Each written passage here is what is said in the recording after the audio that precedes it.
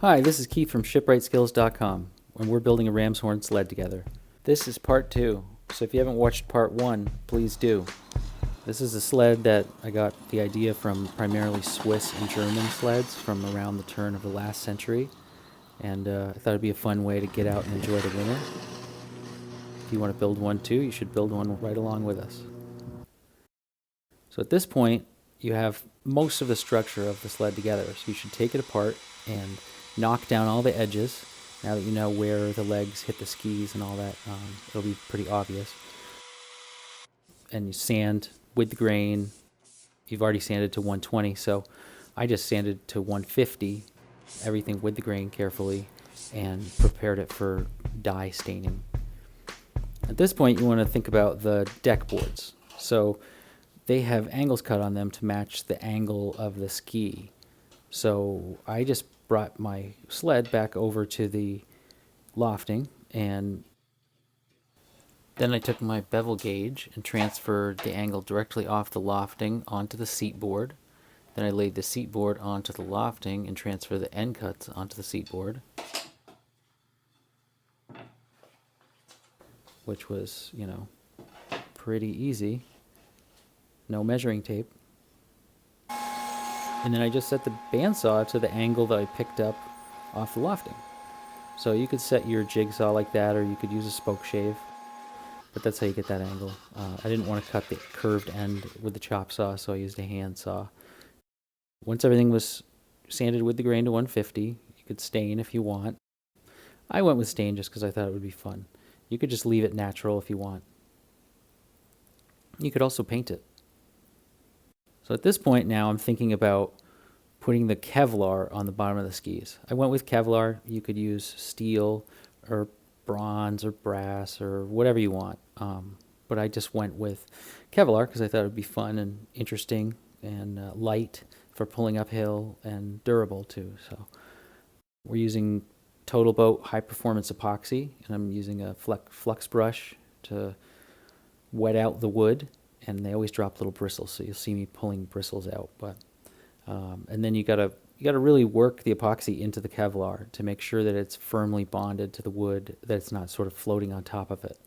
So this will require a little bit of time you have to set aside to paint all this epoxy on, and then keep coming back over it for a few minutes until it's starting to gel up. And then once that starts to happen, you can take a squeegee to it and sort of really smush it down and take off any excess glue, like that. And then after it cures, within the set amount of time, you can recoat. So if you miss that window, you have to sand it and recoat it. But I built up coats of epoxy over the Kevlar to completely fill the weave over the next day or whatever. So with those drying, now you can think about your leg assemblies. So the leg and the thwart that the seat will attach to, and that'll go into the ski that we just did all the mortise and tenon joinery on. To make that glue up easy, I just took pieces of plywood, laid them on the lofting, transferred the lines off the lofting, and then cut myself 2 little jigs to stick in between the legs. I drilled holes in the jigs so that way we could clamp them to the legs. And then I took the whole thing over the lofting and just made sure that everything looked like it was going to work. Then I thought, well, I could just put plastic on top of the lofting and I can see through the plastic and glue up directly on that. So I did that. This is Total Boat Fixo epoxy. It's a 2-part epoxy, but it comes in a caulking tube and has a special tip that mixes as you squeeze it out. So it's easy to use like caulking, but is a 2-part, very strong 2-part epoxy. It has good gap filling qualities and all that. So you can see I'm not even wearing gloves. It was very clean and easy to work with. So while those are drying, you're going to want to work on the steel reinforcements for the legs. I just went back to the lofting and took the angles from the lofting and a bevel gauge, and I just went right to my vise and just started hand bending this. This is 3/16 steel from the hardware store, nothing special. You could use something heavier.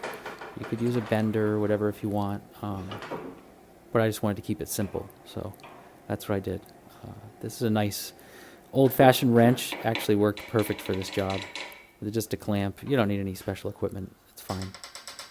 And you can see I've got the bevel square there, and I'm just aligning it by eye, making sure that I'm going to have symmetry and that all the angles are good. And I just kept bringing it back and forth to the lofting and setting those angles, and then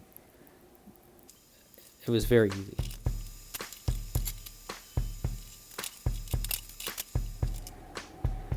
Once I had all the angles done, then I could cut the ends and mark the bolt holes.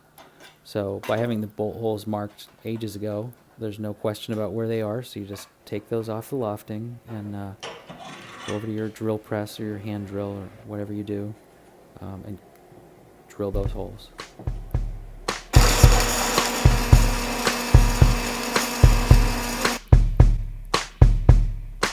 The next thing to think about is this tie rod.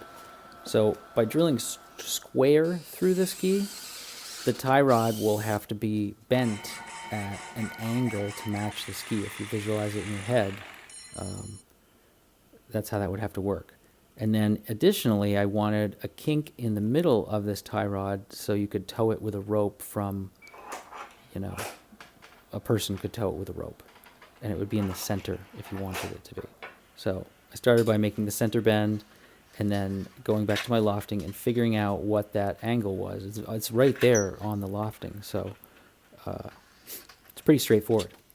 And I bent this one by hand. This is a practice that I just did with a piece of threaded rod from the hardware store, and it was pretty easy.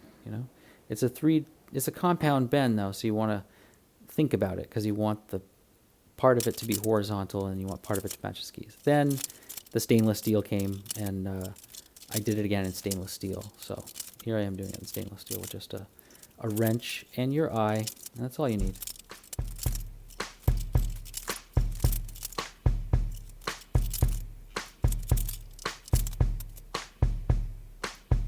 So, because it's threaded rod, it would be sharp on your gloves and your hands and the rope. I opted to cover it, and I wanted to cover it with heat shrink tubing, which you can get from Jamestown distributors. I got maybe a little too tight of a heat shrink tubing. It was a little hard to get on there, but I got it on there. It was fine. And then the stainless absorbs a lot of heat, so you have to turn the heat gun on it pretty high to get it to shrink on there. But eventually, it makes a nice tight wrap. And then I came in from the other side and I overlapped the other shrink wrap. So I have a doubled up section in the center where a rope would tow it. Then you have to trim the shrink wrap to the skis on the inside so it doesn't keep the skis from going to the right distance. You got to put a nut and a washer back there, so you want to take your time there, not wreck your shrink wrap that you just did, and get that all set. Now you know that the skis are the right distance apart, and you can use your deck boards to make the inner deck board. You can get fancy with it like this one. I did a little swallowtail kind of thing, and got ready to stain and dye all this stuff. So the deck was, or the seats, are 3/4 of an inch thick. I just chamfered them by hand. This is a real dye stain, not the RIT. It worked awesome, just the same really, but I like a dye stain. I think it looks better than a oil-based stain. This one's super easy to work with, no real fumes to speak of. It looks very consistent when you put it on. It doesn't dry too quickly, and very easy to work with. So while all that stuff is drying, now we're into sort of finish mode. Now we've got to kind of jump around a little bit. So while some of that stuff was drying, I wanted to glue the legs to the skis. So I installed the steel brackets, you can see there, into the assembly. So when I did the glue up, I could drop everything in and know that every angle was right with every leg into the skis. And the tie rod is in, so if you then screw the seat in and bolt that thing on, then there's no, or clamp that thing on, I mean, there's no messing it up. And then I just clamped right onto my bench, and you can see the squeeze out of the Total Boat Fixo epoxy. And that should pretty well fill up that mortise.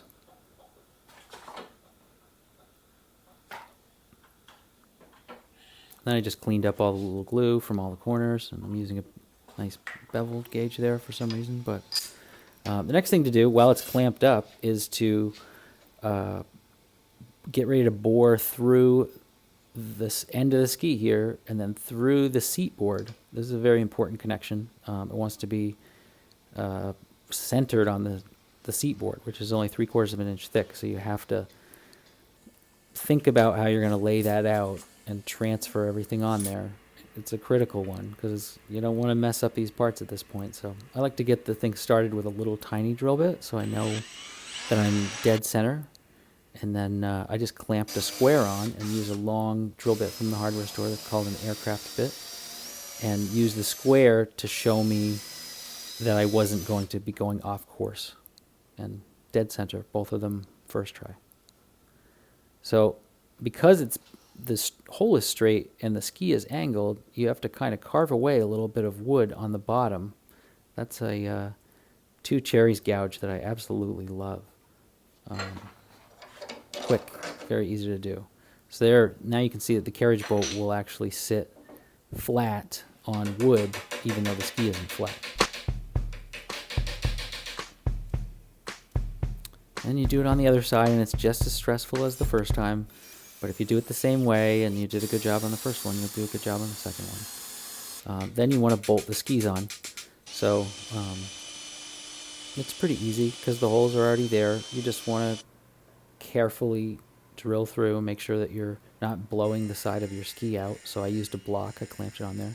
And then I took these the metal brackets out for finishing. So I carefully labeled each one because they're directional, and the bolt holes and everything might not be perfect. So I know that I won't swap them or get one backwards.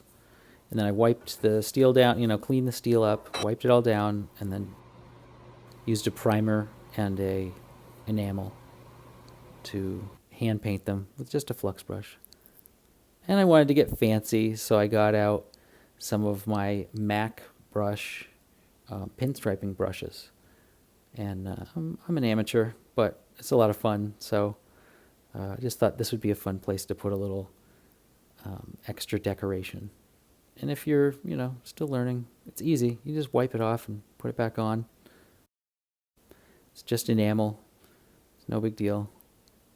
These MAC brushes, they're made in the U.S. They're really nice brushes, actually, handmade and for doing decorative painting, so they won't steer you wrong.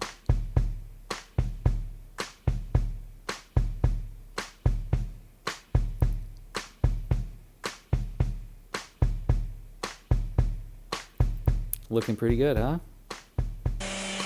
So I wanted to get the skis pretty cleaned up before I got into finish mode. So I'm grinding off the excess epoxy that I had built up on top of the Kevlar. You can see it's not very flat because I just brushed it on, and then I left it for a while.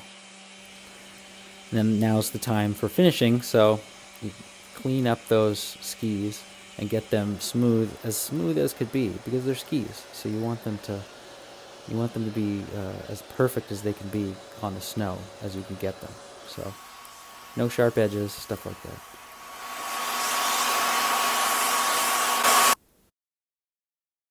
After cleaning it up, vacuuming it, wiping it down, it's time for sealer. This is Total Boat wood sealer. It's a first coat for underneath varnish, and I did 2 coats back to back. I waited however long it said, and waited till it was tack free, but not past the window, and coated everything twice in a row. And it's very absorbent and thin, and it does drip, so you want to be careful to not have a bunch of drips everywhere. So I used a bristle brush. For the subsequent coats for the real varnish, I used a foam brush. But that's it. So you can see it didn't totally fill the grain, but it made a good start.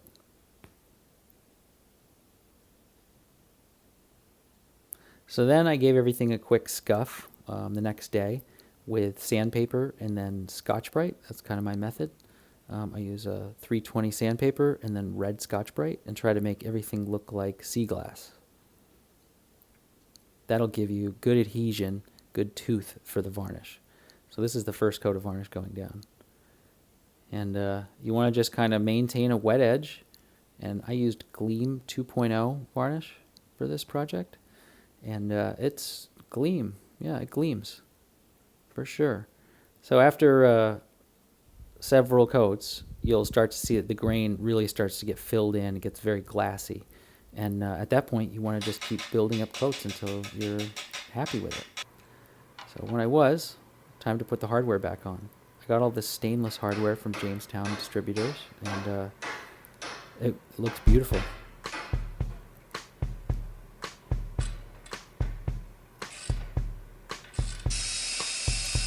So you want to be careful here mounting everything. This is the end, you know, so do your best job that you can.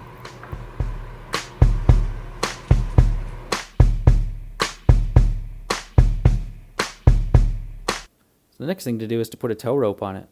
I wanted to use Amsteel Dyneema. It's very strong. It's a modern fiber.